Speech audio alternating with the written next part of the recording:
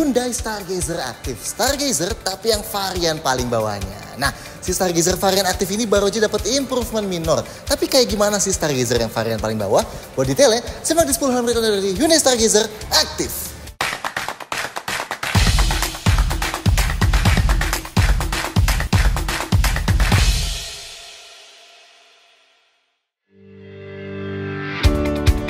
Satu, varian Stargazer. Selain varian terbawah Active ini, Stargazer tetap punya 3 varian lain di atasnya. Paling bawahnya ada Active Manual dan Matic, di atasnya ada Trend Manual dan Matic, di atasnya ada Style Matic aja, dan paling atas ada Prime Matic aja. Nah, tapi yang dapat improvement di bulan Mei 2023 ini cuma yang varian Active aja ya. Setiap varian lainnya masih tetap sama. 2. Pilihan warna. Meskipun cuma varian paling bawah, tapi pilihan warna Stargazer Active ini ada banyak juga loh. Ada putih, silver, abu-abu, hitam, dan merah. Not bad lah ya.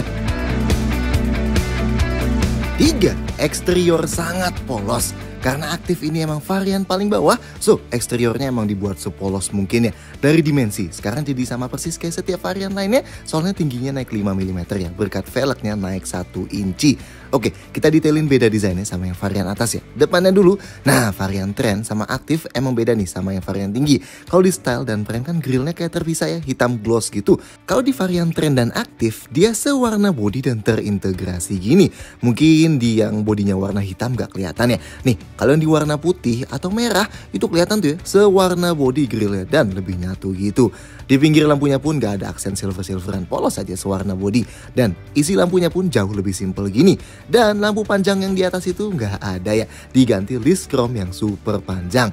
Dan buat bedain varian paling bawah ini sama varian paling bawah kedua, yang Active panel bumper bawahnya hitam aja, kalau yang Trend ada silver-silvernya.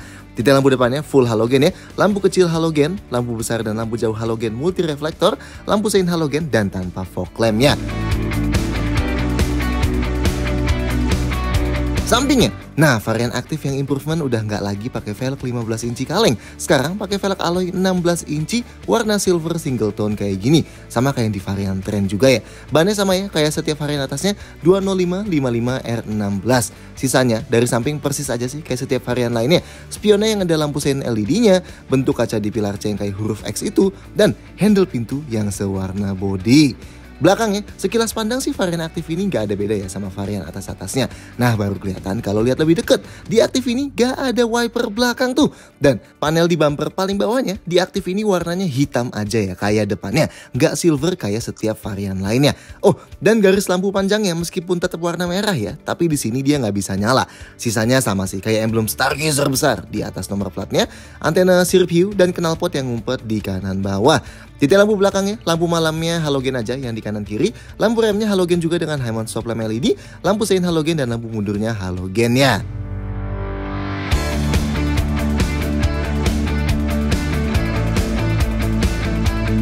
4. Interior masih cukup oke. Meskipun jadi varian paling bawah, tapi interiornya Stargazer Active sebenarnya masih cukup oke ya. Kalau sekilas pandang, dashboard aja sih kayak mirip-mirip aja sama Stargazer varian atasnya. Dengan panel besar dari tengah ke kanannya itu, panel plastik ala jahitan di dashboardnya, dan storage yang luar biasa banyaknya. Tapi nih, kita detailin ya bedanya. Pertama, di panel abu-abu dashboardnya itu, kalau di Stargazer Active, yang bagian instrumen clusternya jadi analog ya, nggak digital-digitalan. Setirnya, meskipun modelnya sama, tapi dia nggak dilapis kulit. Panel kontrol AC-nya kelihatan lebih polos, soalnya pakai knob biasa kayak gini nih. Yang di lubang-lubang storage dashboardnya itu nggak ada ambient light birunya ya. Begitu juga yang di cup holder depan ini nggak ada lingkar ambient light birunya. Dan konsol tengahnya modelnya agak beda nih, nggak ada laci penyimpanannya, adanya lubang ke expose kayak gini aja.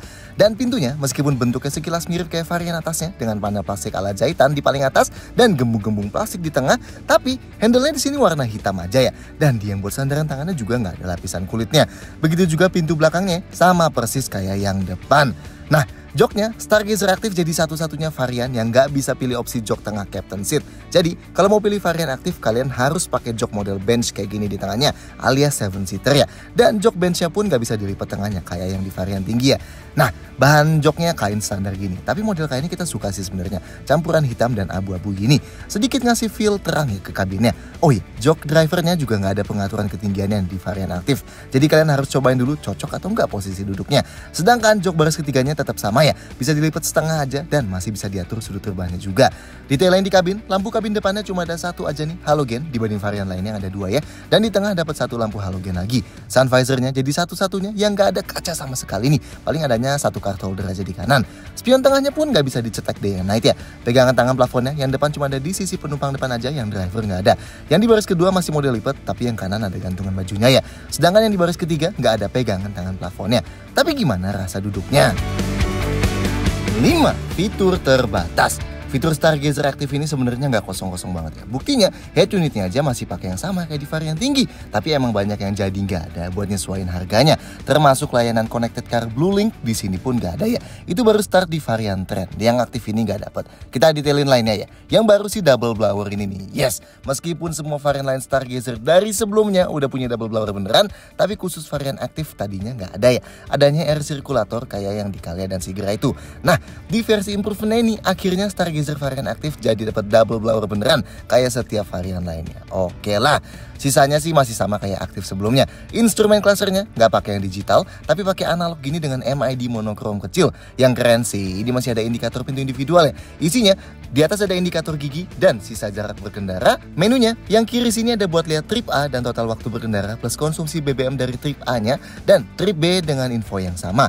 Kalau pindah ke kanan ada settings nih ya, dari settings brightness-nya, settings maintenance atau pengingat servis, dan setting satuan unit yang dipakai. So simple tapi info yang masih penting tetap lengkap lah ya. Tuas lampunya manual ya, nggak ada auto-autoan dan nggak ada buat tuas fog lamp-nya juga. Sedangkan wiper depannya intermittent variable ya, not bad. Meski sayangnya nggak ada wiper belakang nih. Setir kiri ada tombol pengontrol audio, teleponi, voice command, dan favorit. Yang kanan buat ngontrol MID aja. Spionnya pengaturannya masih elektrik tapi lipatnya manual kayak gini ya. Dan yang sayang banget jendelanya yang driver nggak ada auto up down-nya ya. AC-nya manual ya, ada buat atur arah angin ke kaki dan defroster kaca depan. Tapi sayangnya nggak ada defogger kaca belakang. Input mobil ya, di depan masih ada satu power outlet dan satu USB port. Di baris keduanya nggak ada ya, karena model konsol tengahnya beda. Dan di baris ketiga masih ada nih satu power outlet. Oke lah, remote kuncinya kayak gini nih, masih model flip ya. Nggak ada passive keyless entry, jadi buat buka kunci pintunya harus klik tombol di remote-nya. Begitu juga buat nyalain mesin masih harus putar kunci manual gini. Dan terakhir head unitnya. Ini mirip kayak varian atasnya ya, 8 inci gini. Yang enaknya tetap ada tombol fisikalnya plus knob fisikalnya juga. Jadi ngontrolnya gampang pas lagi jalan. Yang keren, bahkan varian terbawah pun tetap ada wireless Apple CarPlay dan Android Auto. Jadi nggak perlu pakai kabel, kita bisa sambungin HP kita dan munculin aplikasi kayak Google Maps, Waze, Apple Music, Spotify, dan lain-lain. Mantap! Lanjut, ada menu kiblat nih buat nunjukin kompas, titik lokasi kita plus posisi kiblat sekalian. Ada Bluetooth buat telepon dan musik, ada voice memos buat ngerekam suara kita dan bisa kita play lagi nanti. Gak ada Vale mode ya, karena dia gak ada Blue Link ya kan.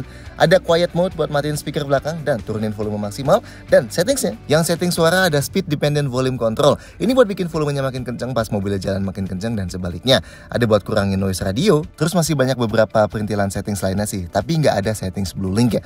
Terakhir, speakernya hanya ada 4 ya, 2 di depan dan 2 di belakang. Gimana? Cukup nggak menurut kalian fitur-fitur basicnya ini? 6. Safety minim. Kalau Stargazer varian Prime terkenal karena fitur safety-nya yang termasuk lengkap, varian aktif ini jauh lebih minim ya, banyak yang nggak ada. Yang udah pasti nggak ada safety aktifnya atau Hyundai Smart Sense, itu cuma buat varian Prime aja.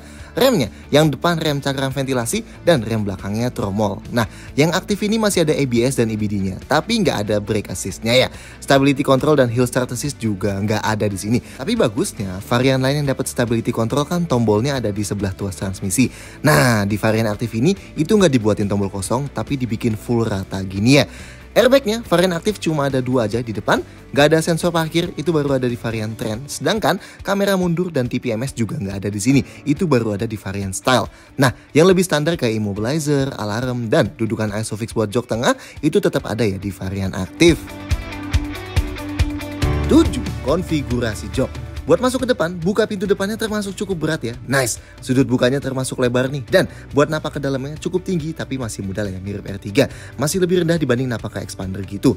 Oke, duduk di depan. Jok yang varian aktif ini nggak bisa diatur ketinggiannya ya. Dan dia nggak terlalu tinggi sih sebenarnya posisinya. Apalagi dashboardnya dia tinggi banget tuh. Buat yang 165 cm ke atas sih visibilitas ke depan masih cukup oke. Tapi yang tingginya di bawah itu mungkin berasa agak tenggelam ya duduk depan sini. Ke sampingnya cukup bagus visibilitasnya karena ada tambahan kaca kecil di pilar A. Meskipun emang spionnya dia masih di pilar A juga ya, belum di pintu. Pengaturan joknya yang driver slide dan recline aja di aktif ini. Dan yang penumpang depan juga slide dan recline aja. Oke, sama kayak varian tingginya, bentuk joknya ini emang agak pendek sih. Supportnya nggak nyampe full ke bahu kita gini. Untungnya headrestnya ini kalau kita naikin mentok masih nggak masalah buat nyupport kepala kita yang tingginya 173 cm.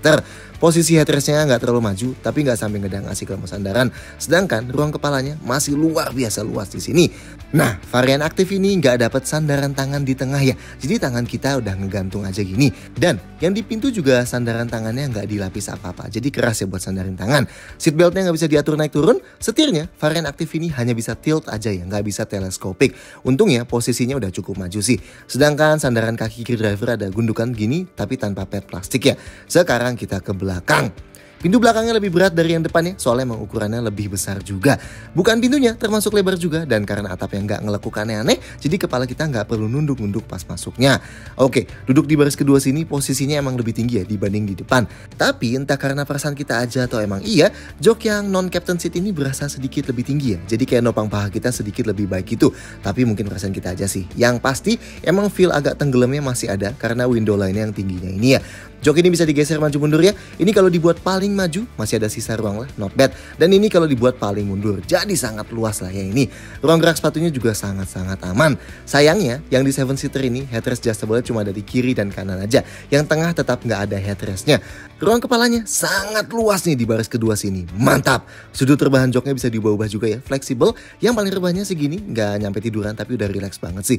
Sandaran tangan di pintu varian aktif juga nggak dilapis apa-apa ya, keras juga. Dan yang varian aktif juga nggak dapat armrest lipat di tengah gini sayangnya. Oke, kalau mau duduk bertiga, geser ke tengahnya cukup gampang ya, gundukannya rendah nih. Kaki anak kecil masih bisa di tengah sini sih, kalau orang dewasa jelas enakan ke kiri kanannya ya. Nah, dudukan tengahnya sedikit lebih tinggi dan lebih keras dibanding kiri kanannya, sedangkan sandarannya nggak terlalu maju dan nggak terlalu keras ya. Tapi emang karena nggak ada headrestnya, jadi kepala kita pasti ngedanga kalau sandaran di tengah sini. Headroomnya di tengah masih aman, tapi seatbelt yang varian aktif di tengah sini sayangnya masih 2 titik ya. Sekarang kita ke baris ketiga. Kalau dari sebelah kiri dia one touch tumble ya, tinggal tarik tuas ini sekali dan joknya langsung mental kebuka gini. Terus kita tinggal napak deh ke belakang. Sama ya, dari yang sebelah kanan juga bisa one touch tumble, bedanya yang kelipet langsung jok kanan dan jok tengahnya juga. Nah, buat napak ke baris ketiga juga bisa pegangan sama ini nih ya. Oke, baris ketiganya, ada headrestnya di belakang nih, kita naikin dulu. Nah, posisi duduk kita lebih tinggi lagi dibanding yang di tengah. Ini kalau jok paling belakangnya kita rebahin maksimal. Dudukan bawah joknya juga jadi naik maksimal nih dia. Makanya sudut paha kita itu bisa tertopang hampir sempurna nih kalau lagi dibuat rebahan maksimal joknya. Oke lah ya, buat ukuran baris ketiga masih cukup proper buat orang dewasa. Sudut joknya bisa direbahin ya pakai tali di atas ini, dan ini sangat-sangat fleksibel. Dari paling tegaknya kayak gini, ini ruang kepalanya masih cukup aman tapi udah agak sempit ya. Kalau dibuat paling rebah, cukup rileks loh ini posisi duduknya. Tapi ruang kepalanya udah sempit nih ya, udah di bawah besi pintunya gini. Ruang kakinya, ini kalau jok tengahnya kita geser paling maju, sisa ruang kakinya sangat-sangat luas ya. Dan ini kalau kita set paling mundur, masih ada sisa ruangnya juga. Oke lah, mantap. Ruang gerak sepatunya juga masih cukup oke nih. Buat sandaran tangannya di kiri ada kayak gini dan di sebelah kanan juga ada kayak gini ya. Sedangkan jendelanya di paling belakang sini sebenarnya cukup besar sih. Tapi emang kalau kita ngeliat keluar yang langsung kelihatan itu bagian pilarnya. Soalnya kacanya menyempit di belakang sini. Jadi sedikit ngasih kesan claustrophobic ya. 8. Bagasi dan storage. Karena yang varian aktif nggak ada passive keyless entry-nya, jadi kalau mau buka pintu bagasi kita harus buka kunci mobilnya dulu ya, baru klik tombol yang di pintu bagasinya ini. Atau kalau mobilnya lagi kekunci, kita bisa tahan tombol khusus pembuka pintu bagasi ini di remote-nya. Nah, nanti kunci bagasinya kebuka, jadi bisa kita buka pintunya, tapi semua pintu lainnya tetap masih kekunci ya. Nah, ini dia bagasi Stargazer yang varian aktif. Langsung kelihatan ya, di varian ini nggak ada lantai peratanya kayak di varian lain yang lebih tinggi. Bibirnya termasuk lebar nih, dan sedikit melebar di bawahnya lagi ya. Jarak bibirnya dari tanah termasuk cukup tinggi lah, jadi kalau angkat barang berat pasti sedikit PR. Nah, karena dia nggak ada cover belakangnya, jadi dari lantai bagasinya ke bibirnya ada jeda ketinggian nih ya. Kalau mau keluarin barang perlu diangkat dulu. Detailnya di sebelah kanan sini ada gantungan belanjaan, di sebelah kiri juga ada gantungan belanjaannya, sedangkan lantai bawahnya dari kiri ke kanan hampir rata ya. Dari jok baris ketiga juga dikasih cover penutup kayak gini nih. Nah, kalau mau turunin ban serep dari sini nih ya, ban serepnya ada di bawah mobilnya dan modelnya space saver. Nah, Karena jok paling belakang sudut rebahnya bisa diatur, jadi kita bisa sesuaikan kebutuhan penumpang dan barang ya. Jadi kalau kita bikin paling rebah gini, sisa ruang bagasi jadi jauh lebih kecil dan penumpangnya jadi lebih nyaman. Sedangkan kalau ditegakin gini, bagasinya jadi jauh lebih luas tapi penumpangnya duduknya lebih nggak nyaman. Nah kalau meluasin kapasitas bagasi, jok belakang bisa dilipat pakai konfigurasi 50/50. Lipatnya pakai tali yang ini nih, bukan yang di bawah sini. Nah kalau yang satu dilipat gini, kita bisa masukin barang lebih besar sambil tetap duduk satu penumpang di paling belakang. Dan kalau kita lipat dua-duanya, kapasitas bagasinya jadi jauh lebih besar ya. Tapi emang dia nggak rata nih ya sama lantai paling belakangnya. Beda sama varian-varian di atasnya. Nah kalau mau luasin kapasitas bagasi lagi, jok baris keduanya bisa dilipat juga pakai konfigurasi 40/60. Kalau kita lipat yang sebelah kiri gini, nah jadi bisa masukin barang lebih panjang sambil tetap duduk berdua di belakang. Kalau dilipat sisanya, bagasi jadi jauh lebih luas. Lantainya rata ya sama yang di baris ketiga. Paling ya jedanya tadi aja sama di lantai yang paling belakang. Buat tutup bagasi lagi, ada handle di sebelah kanan sini. Dan ini sisa storage di dalam kabin.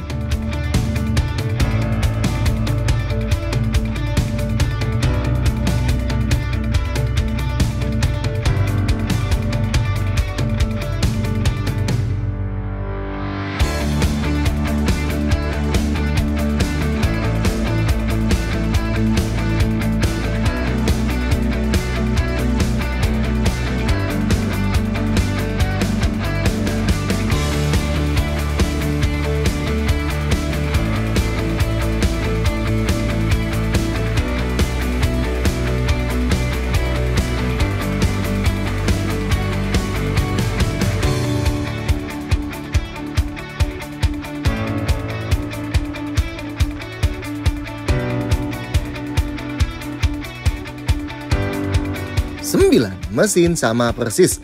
Mesin Stargazer varian paling bawah nggak ada bedanya sama varian-varian atasnya. Tetap pakai mesin Smartstream 1500 cc yang tenaganya 113 HP atau 115 PS dan torsinya 143,8 Nm. Dia termasuk cukup tinggi nih ya di kelasnya. Transmisinya yang varian aktif punya pilihan manual 6 percepatan dan otomatis CVT yang Hyundai sebut IVT. Dan kayak di varian atasnya, ini bisa simulasiin 8 gigi kalau kita pakai plus minus di tuasnya ya. Yang ngebedain sama varian Style dan Prime, di aktif ini nggak ada pilihan mode berkendaranya ya. Dan tentunya Stargazer aktif ini penggerak roda depan.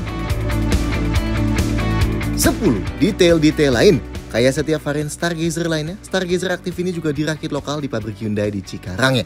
Nah, kalau buka kap bensinnya di Stargazer yang awal-awal banget dulu, kan ada tulisannya buat pakai bensin dengan oktan RON 91 plus tuh ya. Tapi nggak lama kemudian, Hyundai ganti tulisan yang di kap bensinnya jadi kayak gini nih. Dan di buku manual mereka pun diubah ya, spesifikasi bensinnya minimal jadi bisa neguk ke oktan RON 90. Artinya, harusnya masih bisa pakai sejenis Pertalite, Shell reguler, BP90 dan sejenisnya.